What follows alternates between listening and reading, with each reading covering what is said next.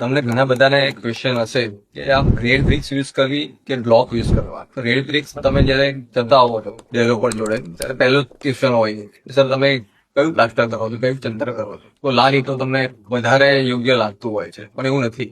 આજે તમને બંનેના ફાયદા અને ગેરફાયદા બંને જણાવું. પહેલું જે રેડ બ્રિક્સ નું મેશનરી કરીએ છીએ આપણે એટલે એક નેચરલ વસ્તુમાંથી બને છે મીન્સ કે માટીમાંથી બને છે પણ એના ફાયદા બી છે અને ગેરફાયદા બી છે. ફાયદા એવા કે એની સ્ટ્રેન્થ સારી છે એવું નથી કે બાકી ડબલ એસી બ્લોકની સ્ટ્રેન્થ નથી અને એ બી સારી જ છે પણ આમાં એક જે સ્ટ્રેન્થ જોવા મળે છે એ વધારે હોય છે. બીજું કે એમાં એક ક્ષારનો પ્રોબ્લેમ વધારે રહેતો હોય કેમ કે એને બનાવવામાં એના પ્રોડક્શનમાં એક સોલ્ટ નો યુઝ થાય છે અને બીજું આપણે જે પાણી છાંટીએ છીએ કે જે બી એનું કામ માટે જે વોટર યુઝ થાય છે એમાં સોલ્ટ પર્સન્ટ વધારે હોય છે ક્ષાર વધારે હોય છે. તમે એના પ્રોબ્લેમ ફેસ કર્યા હશે કે 1 વર્ષ પછી કે 2 વર્ષ પછી જે ક્ષાર નીકળતો હોય છે.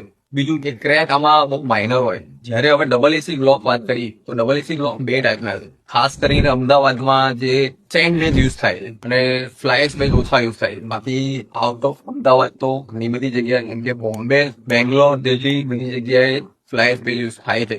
બંનેની સ્ટ્રેન્થ 4 કરતા વધારે હોય છે પણ અમદાવાદમાં જે ટેમ્પરેચરનો જે વેરિએશન છે ઠંડી જે આપણે ત્યાં 13-12 સુધી પહોંચી જાય છે અને પછી વધીને 45-46 સુધી પહોંચી જાય તો એના રેશિયોના કારણે એના કેમિકલ્સ અને એના બ્લોક્સમાં વેરિએશન આવતા હોય છે. જે સેન્ડ બેઝમાં ઓછા હોય છે ફ્લાયસમાં વધારે હોય છે. સેન્ડ બેઝમાં ક્રેક્સ ઓછી પડતી હોય છે અને જ્યારે ક્ષારનો પ્રોબ્લેમ બ્લોક્સમાં વધતો નથી કેમ કે પાણીનો છંટકાવ થતો નથી અને એના પ્રોડક્શનમાં બી સોલ્ટ કે એવું ક્ષારનો ઉપયોગ થતો નથી.